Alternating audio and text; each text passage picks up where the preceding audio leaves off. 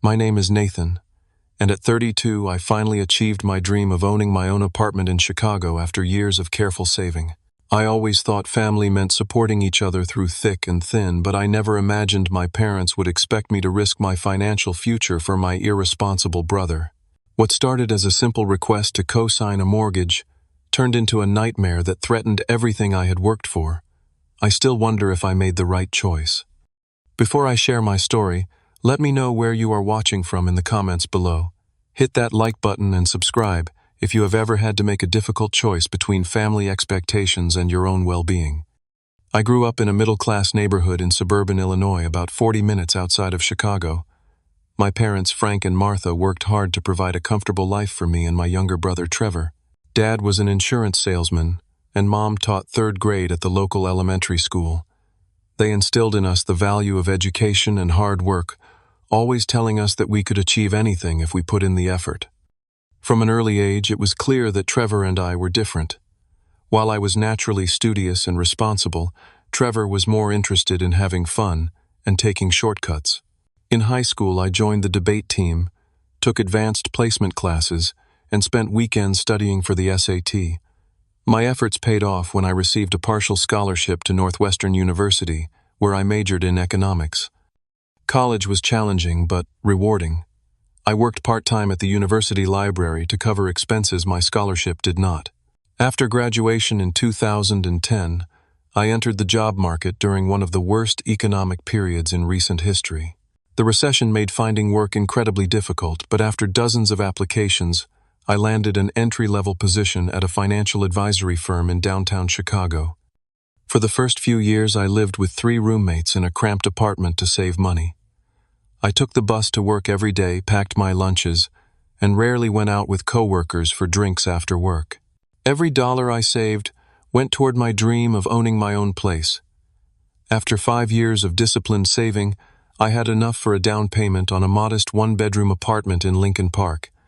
It was nothing fancy, about 700 square feet with a small balcony overlooking a quiet street, but it was mine. I remember the day I got the keys, walking around the empty rooms, planning where each piece of furniture would go. That apartment represented everything I had worked for. Meanwhile, Trevor took a very different path. He enrolled in the state university, but dropped out after 3 semesters, claiming college was not for him. Over the next few years, he cycled through various jobs. He tried bartending, but quit because the hours were too demanding. He worked at a car dealership until he had a disagreement with the manager. He started a landscaping business that folded after 1 summer. With each failure, our parents were right there to support him both emotionally and financially. Their pattern of enabling Trevor began in childhood. If we were both assigned chores, my parents would check that mine were completed perfectly while accepting minimal effort from Trevor. If we both needed new shoes for school, I would get the practical option while Trevor got the expensive brand name pair to boost his confidence. When we fought, I was expected to be the bigger person and let things go because Trevor was more sensitive. As adults, this pattern continued. Trevor would call our parents when he was short on rent or needed a new car transmission. They always found a way to help him, even if it meant dipping into their retirement savings. When I expressed concern about this arrangement, they would say I was being selfish and that family helps family. Despite these frustrations, I tried to maintain a good relationship with my parents. I visited for Sunday dinners twice a month, called my mom regularly, and remembered their birthdays and anniversary with thoughtful gifts. I loved them and understood they meant well, even if their actions sometimes seemed unfair. When it came to Trevor, I kept a friendly but somewhat distant relationship.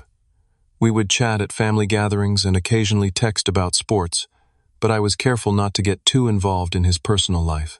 I had learned from experience that getting close to Trevor often meant getting pulled into his latest crisis or scheme. Just before the events that would change our family dynamic forever, I had received a promotion at work. After 9 years with the same company, I was now a senior financial analyst with a comfortable salary and good benefits. For the first time in my adult life, I felt financially secure. I was even considering saving for a larger place, maybe a 2-bedroom condo where I could have a dedicated home office. What I did not know was that Trevor had been borrowing money from our parents more frequently than I realized. Over the years, he had taken thousands of dollars with vague promises to pay them back once he got on his feet. Of course, that day never came. Trevor had also borrowed money directly from me on 3 occasions, claiming it was for emergencies. The first time he said his car had been towed, and he needed $300 to get it back. The second time he claimed his landlord was threatening eviction if he did not come up with $800 by the end of the week. The third time he asked for $2,000 to cover medical bills after a minor accident. Each time I reluctantly gave him the money, knowing deep down I would never see it again. And each time I swore it would be the last. Little did I know that these small loans were just the beginning, and that the biggest request was yet to come. It was a Tuesday evening in October when I received a text from my mother asking me to come over for dinner the following night. This was unusual since our family dinners typically happened on Sundays. When I asked what the occasion was, she simply replied that they wanted to see me and had something important to discuss. Already I felt a knot forming in my stomach. The next evening, I drove to my parents' suburban home after work, trying to shake the feeling of dread that had been with me all day. When I arrived, I noticed Trevor's car in the driveway, which further raised my suspicions. As soon as I walked through the front door, I sensed the tension in the air. My mother greeted me with a hug that lasted a beat too long. My father gave me a firm handshake and a pat on the back that felt rehearsed. Trevor surprisingly was setting the dining room table, something I had rarely seen him do voluntarily. He gave me a wide smile and asked how my drive over had been. The whole scene felt staged, like everyone was playing a part except me. During dinner, the conversation remained superficial. My mother asked about my job, my father commented on the Chicago Bears' recent game, and Trevor mentioned a new restaurant he had tried. Nobody brought up the important thing they wanted to discuss, which only increased my anxiety. As my mother cleared the dinner plates and brought out coffee and dessert, my father finally cleared his throat and said they had some exciting news to share. Trevor straightened up in his chair and began what sounded like a prepared speech about how he had been reflecting on his life and was ready for a fresh start. He talked about settling down, building equity, and creating stability for his future, terms that sounded suspiciously like they had come from a real estate brochure rather than my brother's spontaneous thoughts. Then came the big reveal: Trevor had found the perfect house. It was a 3-bedroom, 2-bathroom home in a nice neighborhood about 20 minutes from our parents. As he described the hardwood floors, the spacious backyard, and the renovated kitchen, I noticed my parents nodding encouragingly. Then Trevor mentioned the price, $450,000, and I nearly choked on my coffee. This was a man who had never held a job for more than 8 months, who had credit card debt in the 5 figures, and who regularly borrowed money for basic expenses. How could he possibly afford a house that expensive? The answer came moments later when my father mentioned that Trevor had been pre-approved for a mortgage contingent upon having a co-signer. All 3 of them turned to look at me expectantly. I am sure my face revealed my shock, because my mother quickly jumped in to explain that Trevor's credit score was a bit below the bank threshold. My father added that it was just a formality, that Trevor had a good job now working in sales at his friend company, and that this would be the step he needed to really turn his life around. I sat there stunned into silence. They wanted me, who had just recently managed to buy my own modest apartment after years of saving, to co-sign a 30-year mortgage for a house that was well beyond what Trevor could reasonably afford. The implications were staggering. If Trevor missed payments, my credit would be ruined. If he defaulted entirely, I would be on the hook for the entire loan amount. It could destroy all the financial security I had worked so hard to build.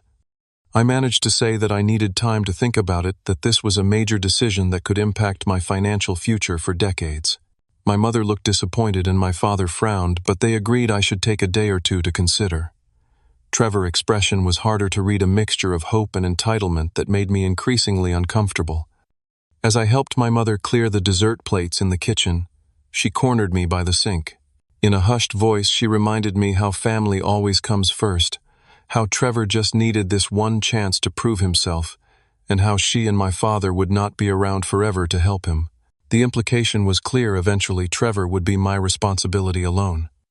The drive home that night was filled with anxiety.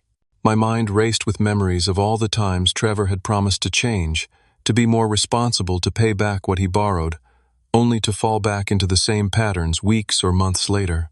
I thought about the articles I had read about co-signing loans and the horror stories of ruined credit and damaged relationships. I thought about my own plans for the future, possibly buying a larger place or even taking a year off to travel once I had enough saved. Once home, I stayed up late researching co-signing risks. I read that co-signers are equally responsible for the debt, that late payments affect both parties' credit scores, and that removing yourself as a co-signer once the agreement is signed is nearly impossible. I looked up statistics showing that nearly 40% of co-signers end up paying some or all of the loan themselves, and 75% of co-signers see a negative impact on their relationship with the borrower. The next morning, I reached out to a colleague who specialized in mortgage lending. She confirmed my fears, explaining that co-signing for Trevor would tie up my debt-to-income ratio and likely prevent me from qualifying for another mortgage in the future. She advised strongly against it, saying that banks require co-signers for a reason: they have determined the primary borrower is a high risk. That night I barely slept. I tossed and turned, torn between family loyalty and financial self-preservation. Part of me wanted to help Trevor to believe that this time would be different, that the house would give him the stability he needed. But the rational part of me knew better. This was not a small favor. This was potentially hundreds of thousands of dollars and decades of financial entanglement. By morning, I had made my decision. I would not co-sign the mortgage. It was one of the hardest choices I had ever made, but I knew it was the right one for my future. I arranged to meet my family at a coffee shop near my apartment that Saturday morning. I figured a public place might help keep emotions in check, and meeting on my side of town would allow me to retreat to my apartment afterward if things got tense. I arrived early and chose a table in the corner away from other customers. I had rehearsed what I would say, focusing on the financial realities rather than Trevor's history of irresponsibility. When my parents and Trevor arrived, I could tell from their confident expressions that they assumed I would agree to their plan. We exchanged pleasantries and ordered coffee before I took a deep breath and delivered my prepared speech. I explained that after careful consideration and consultation with financial experts, I could not in good conscience co-sign the mortgage. I outlined the risks involved, how it would affect my ability to qualify for future loans, and the potential damage to my credit score if payments were missed. I emphasized that this was not a personal rejection of Trevor, but a financial decision based on objective factors. The reaction was immediate and intense. Trevor's face flushed red with anger. He accused me of thinking I was better than him, of never believing in him, of always judging him for his past mistakes. My mother burst into tears, saying she never thought I would turn my back on family when we needed me most. My father sat stone-faced, his disappointment radiating across the table. As Trevor's voice rose, other customers began to glance our way. I tried to keep my tone, even explaining that I wanted him to succeed, but that this particular arrangement posed too great a risk to my own financial security. This only seemed to enrage him further. He stood up, knocking his chair backward, and declared that I had always been selfish, that I cared more about money than family. Before storming out, he spat out that he hoped I enjoyed my perfect little life alone. My mother hurried after him, throwing me a hurt look over her shoulder. My father remained seated, staring into his coffee cup. After a moment of uncomfortable silence, he looked up and suggested an alternative. Perhaps Trevor could move into my apartment with me temporarily, while he saved for a more modest home of his own. I could keep the bedroom, and Trevor could sleep on the pull-out couch in the living room. It would only be for 6 months, maybe a year at most. I was speechless. My one-bedroom apartment was barely 700 square feet. The idea of sharing that small space with my brother, who had never respected my boundaries or possessions, was unthinkable. Besides, I knew that temporary arrangements with Trevor had a way of becoming permanent. When I firmly refused this suggestion as well, my father shook his head slowly.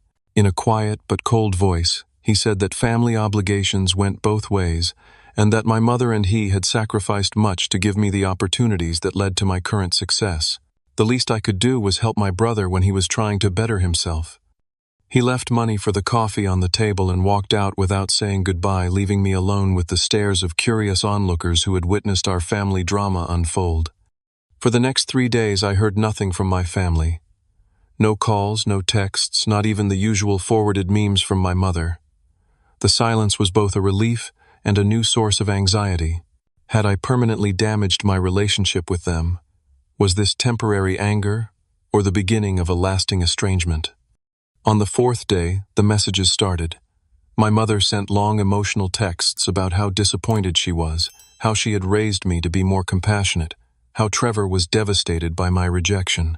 She reminded me of times when the family had supported me, conveniently forgetting that I had worked my way through college and never asked them for financial help as an adult. Then came a call from my Aunt Linda, my mother's sister. She asked why I was abandoning my brother when he was trying to get his life together. It became clear that my parents had shared their version of events with the extended family, casting me as the villain who refused to help Trevor out of pure selfishness. The stress began affecting my work. I missed a deadline on an important report and found myself unable to focus during meetings. My boss noticed and asked if everything was okay. I gave a vague answer about family issues, embarrassed to admit the full situation. That weekend I met with my friend Marcus for lunch. He had known me since college and had witnessed many of Trevor's previous crises from afar. When I explained the current situation, he did not hesitate to validate my decision. "What your parents are asking is completely unreasonable," he said. "Co-signing a mortgage is not like lending someone $20. It is a massive financial commitment that could follow you for decades. You are not obligated to set yourself on fire to keep someone else warm, even if that someone is your brother." His words were reassuring, but I still felt the weight of my family disappointment. And it was about to get much heavier. The following week, I began receiving calls and messages from various family members and family friends. My cousin Ryan wanted to know why I was being so hard on Trevor. My parents' neighbor, who had known us since childhood, called to say she was surprised at my lack of family loyalty. My mother's best friend sent a Facebook message suggesting I reconsider my position for my mother's sake, as she was beside herself with worry about Trevor's future. It became clear that my parents were actively recruiting people to pressure me. They were sharing a narrative that painted Trevor as a victim of my selfishness, rather than a 30-year-old man facing the consequences of his own choices. Each call and message chipped away at my resolve, making me question whether I was in fact being unreasonable. The next week brought an escalation I had not anticipated. The calls and messages from family members continued increasing in both frequency and intensity.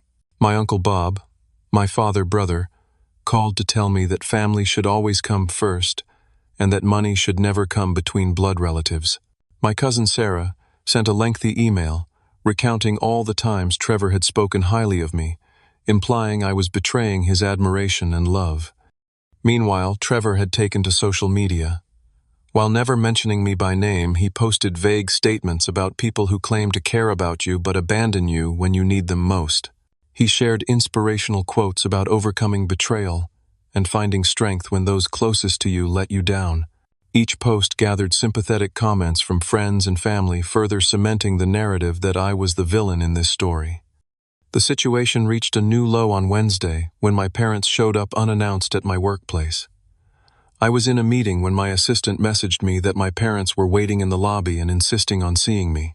I excused myself, mortified that my family drama was now invading my professional life. When I reached the lobby, my father was pacing while my mother sat rigidly on a visitor chair. As soon as they saw me, they approached my father's face set in determination. "We need to talk about this ridiculous situation," he said, his voice carrying across the lobby. Several of my colleagues glanced over curiously. I tried to guide my parents toward the exit, suggesting we could discuss this after work, but my father refused to budge. "Your brother is about to lose his apartment because you will not help him," he said loudly. "Is that what you want? For your own brother to be homeless while you live comfortably?" I was acutely aware of the receptionist and security guard watching this unfold. In a low, firm voice, I told my parents that this was my workplace and that I would not discuss personal matters here. My father continued to argue until the security guard approached and asked if everything was all right. Humiliated, I assured him it was a family matter and finally managed to usher my parents outside. The next day, I was called into a meeting with the Human Resources Director. She explained diplomatically that while the company understood personal issues occasionally spilled into professional settings, yesterday's incident had been disruptive. She suggested I might want to take a personal day to sort things out. It was not a reprimand, but the message was clear: do not let this happen again. That evening I listened to a voicemail from my mother. Through tears, she claimed that Trevor landlord had given him 30 days' notice to vacate his apartment due to multiple late rent payments. She said he would have nowhere to go and might end up sleeping in his car, and it would be my fault for refusing to help when I had the means to do so. I had always joined my family for Sunday dinner twice a month, a tradition that dated back to when I first moved to Chicago. This Sunday, for the first time in years, I did not go. I could not face the combined pressure and guilt from my parents, nor the angry glares from Trevor.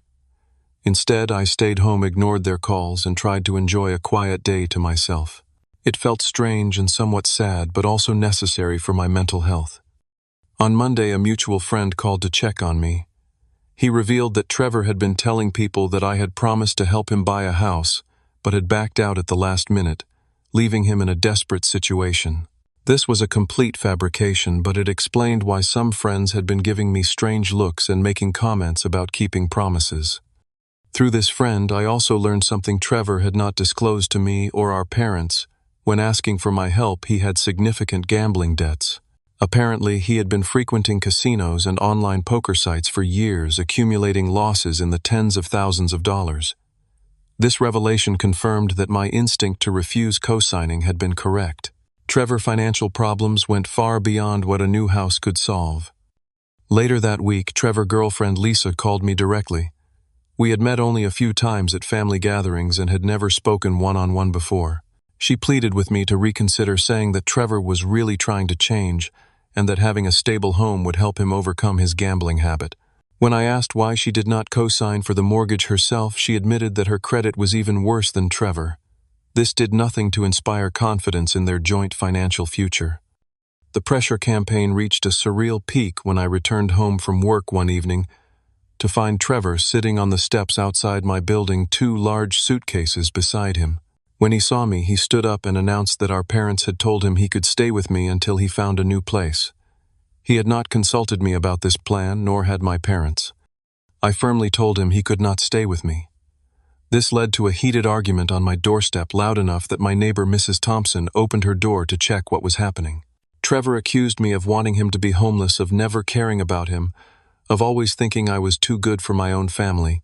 I maintained that he was an adult responsible for his own housing, and that showing up unannounced with luggage was inappropriate and manipulative. Eventually, Trevor called our father to come pick him up, but not before threatening that I would regret my decision. As he waited for our father to arrive, he sat on his suitcase, staring at me with such hatred that I retreated into my apartment and locked the door. The weeks of constant pressure and confrontation began to take a toll on my mental and physical health. I had trouble sleeping, lost my appetite, and found it difficult to concentrate at work. I began to isolate myself, declining invitations from friends, and avoiding places where I might run into family members or mutual acquaintances. The narrative that I was a selfish, family-abandoning villain had spread so widely that I felt judged wherever I went. Around this time, I received a disturbing call from my mother. In a cold, formal tone, unlike her usual emotional pleas, she informed me that my father and she had decided to revise their will. If I continued to refuse to help Trevor, I would be removed as a beneficiary. While I had never counted on an inheritance and was financially independent, the threat still stung. It represented a final weaponization of my parents' resources in their campaign to make me comply. Adding to my stress, I began noticing Trevor's car parked on my street several times that week. He never approached me, but his presence felt threatening, as if he was surveilling my comings and goings. I considered reporting this to the police, but hesitated, unable to bring myself to file a report against my own brother. Then came the anonymous complaints to my building management about noise from my apartment during hours when I was not even home, about unauthorized guests, about alleged lease violations. I could not prove Trevor was behind these complaints, but the timing was suspicious. It seemed he was attempting to create problems with my housing situation as revenge for my refusal to help with his. Feeling increasingly overwhelmed, I sought professional help. I began seeing a therapist who specialized in family dynamics and boundary setting. A doctor. Collins helped me understand that what I was experiencing was a form of emotional blackmail, and that my parents' enabling of Trevor had created an unhealthy family system. She validated my right to protect my financial well-being and helped me develop strategies for responding to the continued pressure. As the weeks passed, I found strength in unexpected places. My friend Marcus remained steadfastly supportive, often checking in and providing a sounding board when I needed to vent. Several colleagues who had witnessed my parents' workplace visit expressed sympathy and shared their own stories of difficult family dynamics. Even my neighbor, Mrs. Thompson, after hearing Trevor outburst, stopped me in the hallway to say she thought I was handling a tough situation with remarkable restraint. This growing support network helped me weather the storm, but the worst confrontation was yet to come. Despite my reservations, I agreed to attend my father's 60th birthday dinner. I could not bring myself to miss such an important milestone, and part of me hoped that the public setting and celebratory occasion would prevent any discussion of the ongoing conflict. I was wrong. I arrived at the restaurant to find my extended family already seated around a large table. My parents greeted me coolly, and Trevor barely acknowledged my presence. As I made my way to the only empty seat, I noticed several large duffel bags and suitcases piled near my parents' car in the parking lot, visible through the restaurant window. A sense of dread washed over me. Throughout dinner, conversation flowed around me but rarely included me. I made polite small talk with my aunts and uncles, carefully avoiding any mention of the tension between my immediate family and me. As dessert was served and my father opened his gifts, I began to think I might escape the evening without incident. Then, as people were finishing their coffee, my mother announced that they had something to tell everyone. She explained that Trevor was going through a difficult time and would be staying with them temporarily. Then she looked directly at me and added that after dinner, Trevor would follow me home and stay in my apartment for a while, as it was closer to his new job. I was stunned. We had never discussed this arrangement. When I started to object, my father cut me off, saying it was already decided. My aunt nodded approvingly, commenting on how nice it was that I was finally helping my brother. It became clear that my parents had already told everyone that I had agreed to this plan. Before I could respond, my mother casually mentioned that she still had the spare key I had given her for emergencies, and that Trevor could use that to get in if our schedules did not align. This revelation sent a chill through me. The key was meant for true emergencies, not for giving my brother unauthorized access to my home. I stood up my chair, scraping loudly against the floor. In a voice that shook slightly with anger, I stated clearly that Trevor would not be staying with me, that I had never agreed to such an arrangement, and that I expected my mother to return my spare key immediately. The table fell silent. Then Trevor stood up as well, his face contorted with rage. He revealed that his landlord had not just given him notice, he had already been evicted for non-payment of rent. He had nowhere to go, and it was my fault for not helping him when I could have. My father joined the fray, admitting something they had concealed before they had co-signed for Trevor twice in the past, once for a car loan and once for a previous apartment. Both times had ended in disaster, with Trevor defaulting on payments, and my parents having to cover thousands of dollars to protect their own credit. This was why they wanted me to step in this time. They simply could not afford to take another financial hit. The conversation escalated into a full-blown argument. My father issued an ultimatum: either I helped Trevor by letting him stay with me, or I would no longer be welcome in the family. My mother began crying. Other family members chose sides, and the restaurant manager approached to ask us to keep our voices down. I looked around the table at the faces of my family, some angry, some tearful, some uncomfortable, and made my decision. I placed money on the table for my portion of the meal, apologized to my father for missing the remainder of his birthday celebration, and walked out. My hands shook so badly on the drive home that I had to pull over once to collect myself. My breathing was shallow, my heart racing, and I recognized I was having a panic attack. I sat in my car for 20 minutes, practicing the calming techniques my therapist had taught me before continuing home.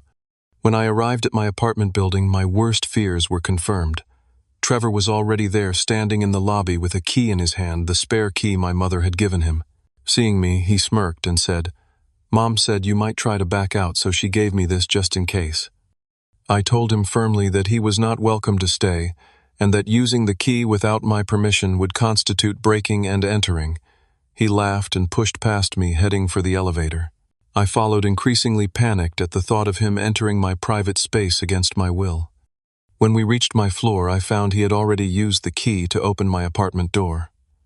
Inside, he had dropped his backpack on my couch and was opening my refrigerator as if he lived there.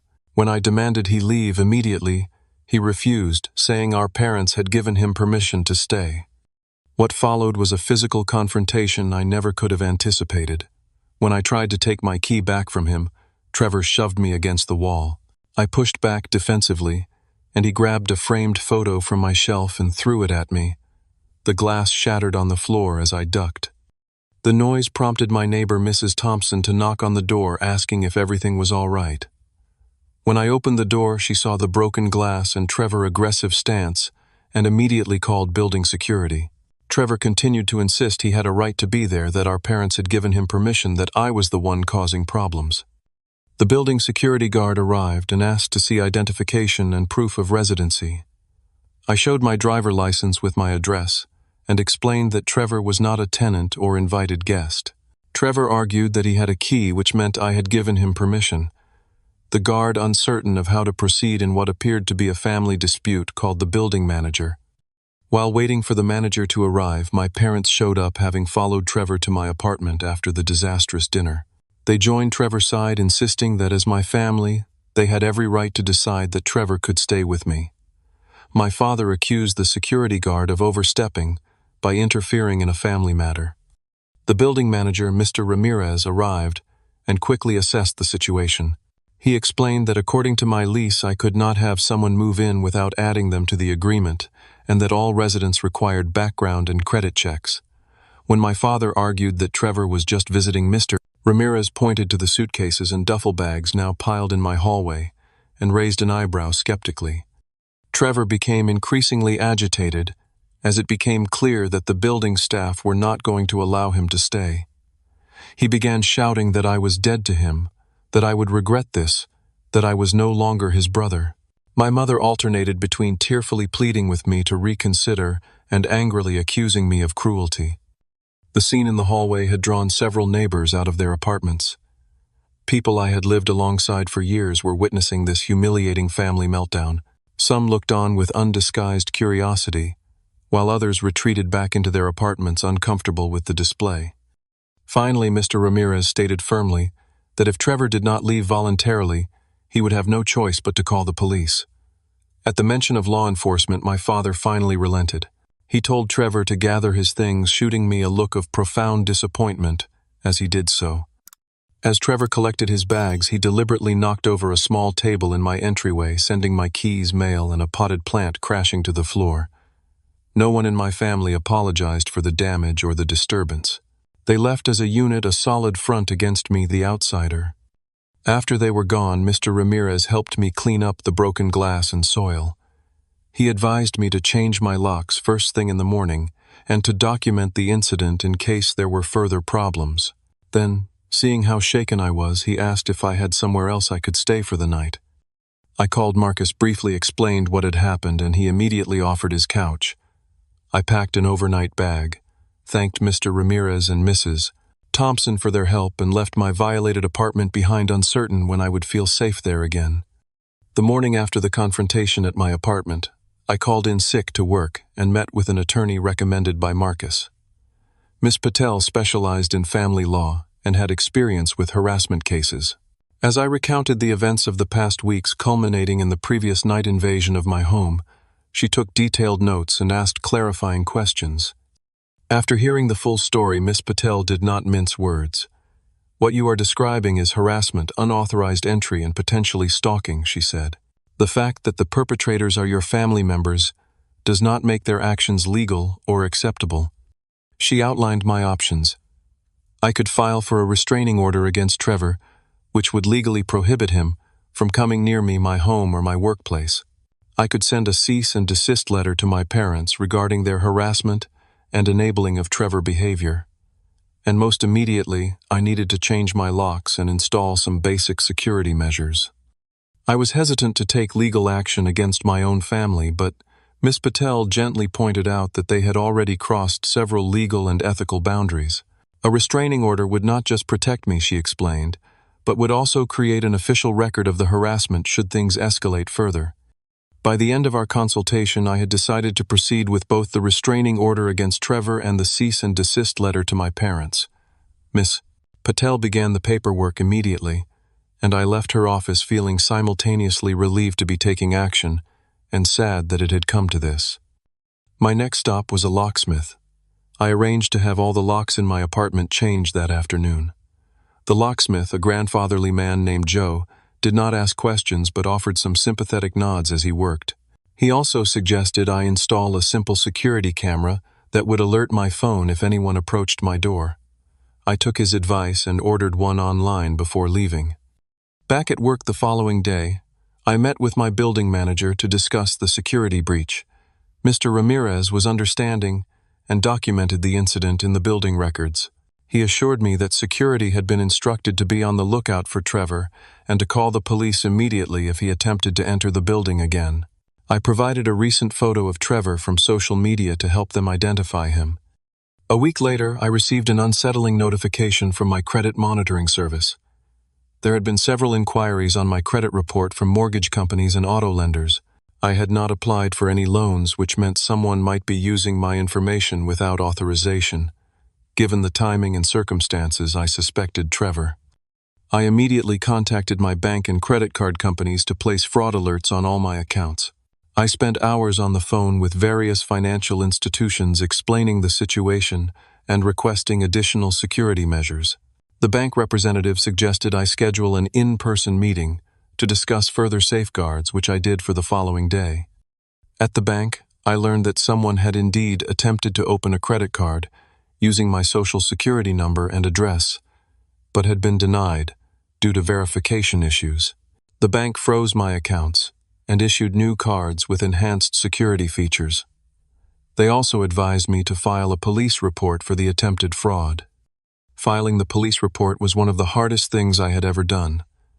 Providing evidence that my own brother had likely attempted to steal my identity felt like the ultimate betrayal of family loyalty. But as the officer taking my statement pointed out, I was not the one who had betrayed the relationship. Around this time, the cease and desist letter was delivered to my parents, and Trevor was served with papers for the restraining order hearing. The response was swift and furious.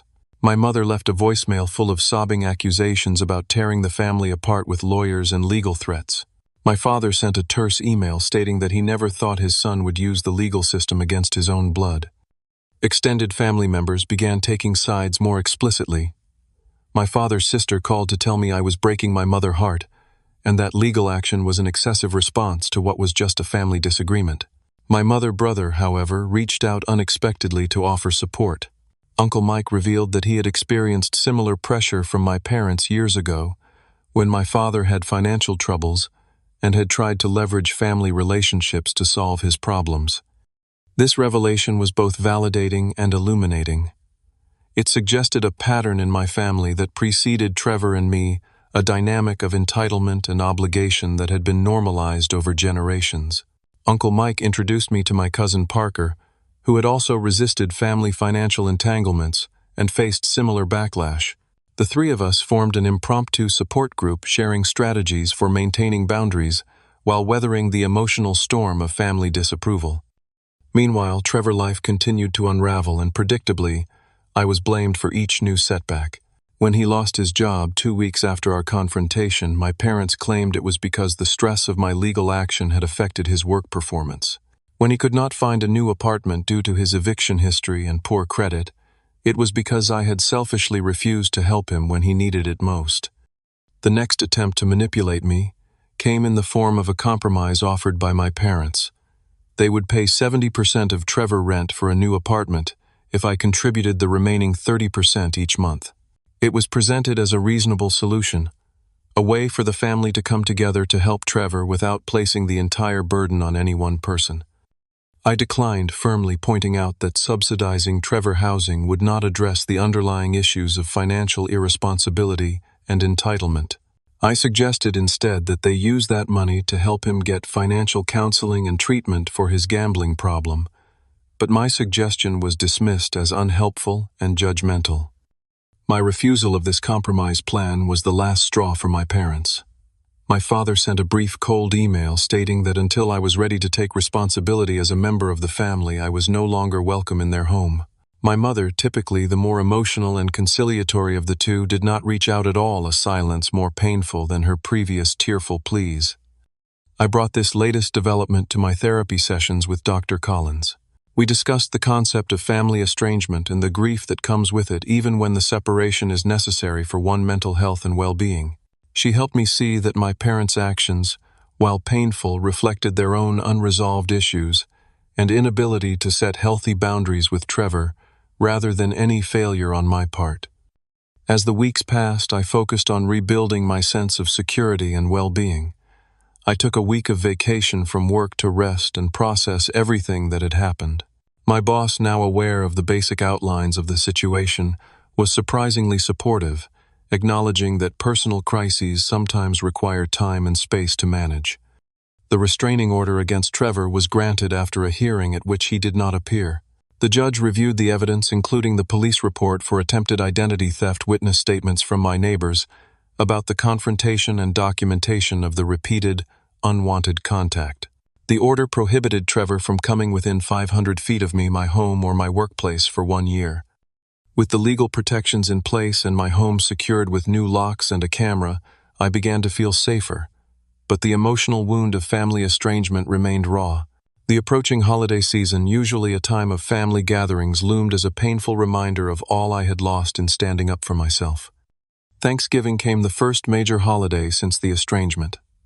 Instead of the traditional dinner at my parents' house, I accepted an invitation from Marcus and his girlfriend to join their celebration. They had also invited several other friends without local family, creating a warm, chosen family atmosphere that was both different from and reminiscent of the family gatherings of my past. As I helped prepare side dishes in Marcus' kitchen, I found myself sharing stories about past Thanksgivings with my family, remembering the good times, as well as the tensions.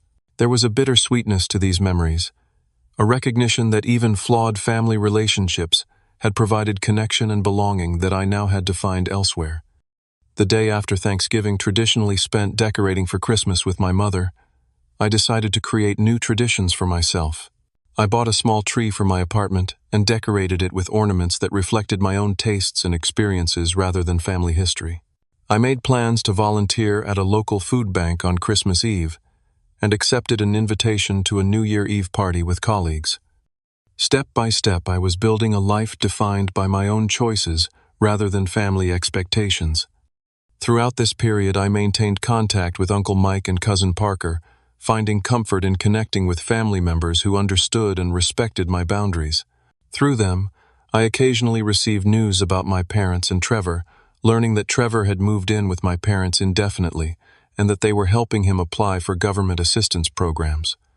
While I worried about the long-term sustainability of this arrangement, I recognized it was no longer my problem to solve. By the time Christmas arrived, I had developed a new perspective on family relationships. I understood that true support meant encouraging independence and responsibility, not enabling dependency and entitlement. I saw that my parents, despite their flaws, were acting out of love for Trevor, however, misguided their methods. And I recognized that my love for my family did not require sacrificing my financial security or submitting to emotional manipulation. This understanding did not erase the pain of estrangement, but it allowed me to hold it with greater compassion for everyone involved, including myself.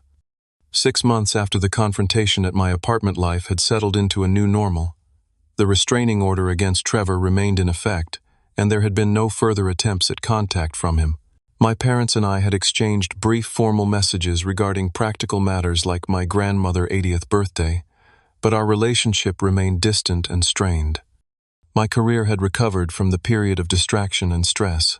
In fact, I had recently been given responsibility for a major new client account, a vote of confidence from my supervisors that validated my renewed focus and commitment. My financial situation was stable and I was back on track with my long-term savings goals. The apartment that had been the center of so much conflict now felt fully mine again. The new security measures had restored my sense of safety, and I had rearranged the furniture and redecorated several rooms, symbolically reclaiming the space. The broken picture frame from the confrontation had been replaced with a new one containing a photo of my chosen family friends who had supported me through the crisis. Through Uncle Mike, I occasionally received updates about Trevor.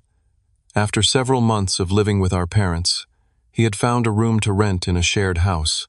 The rent was modest enough that he could afford it with his new job at a warehouse. My parents were still providing some financial support, but on a much smaller scale than before. Most surprisingly, Trevor had apparently begun attending Gamblers Anonymous meetings, a small but significant step toward addressing one of his underlying issues. My parents had also made some changes. According to Uncle Mike, they had started seeing a family therapist initially to deal with their grief over the estrangement from me, but gradually exploring their role in enabling Trevor behavior. While I was cautiously hopeful about these developments, I maintained my boundaries knowing that meaningful change would take time and consistency to prove itself. My relationship with the extended family had evolved in unexpected ways. Some relatives who had initially condemned my actions now reached out with tentative understanding, having witnessed more of Trevor behavior or having heard more details about the situation. Others remained firmly aligned with my parents, maintaining that family loyalty should supersede all other considerations.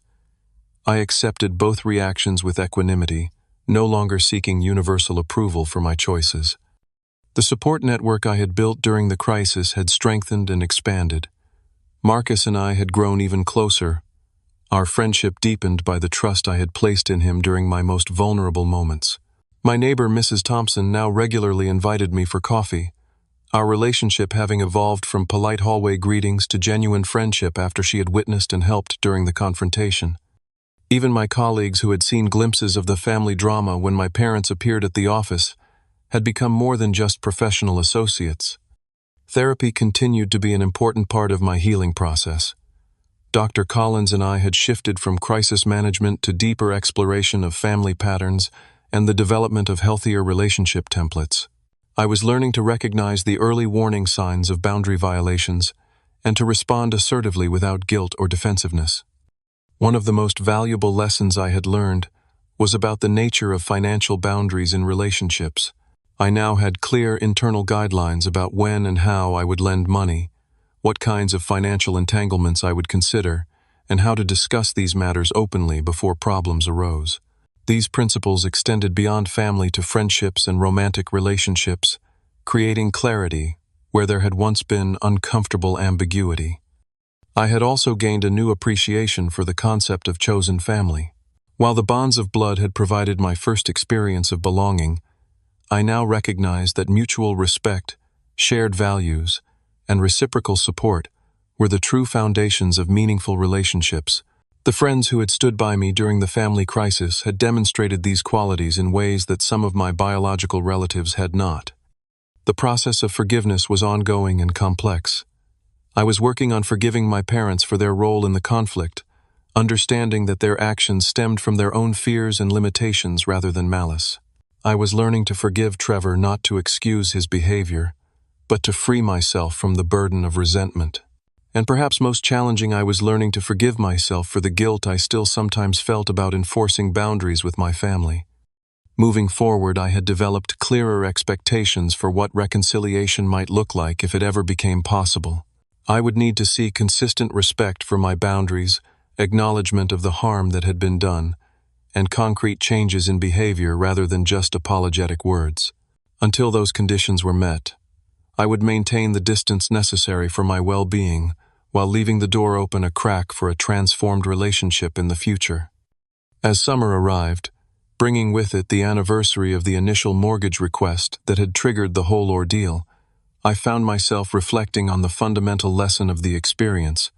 True family support means encouraging independence and responsibility, not enabling dependency through financial entanglements. Real love empowers others to stand on their own, rather than creating permanent dependency.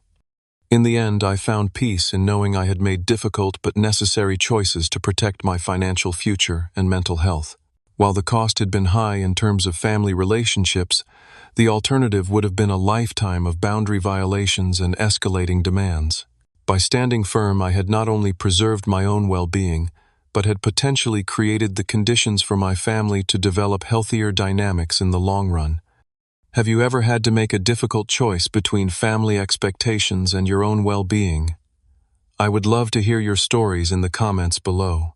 If this experience resonated with you, please give this video a like and subscribe to my channel for more stories about navigating complicated family dynamics. And if you know someone who might be struggling with similar boundary issues, share this video with them to let them know they are not alone. Thank you for listening to my story, and remember that sometimes the most loving thing you can do, both for yourself and others, is to set clear, firm boundaries.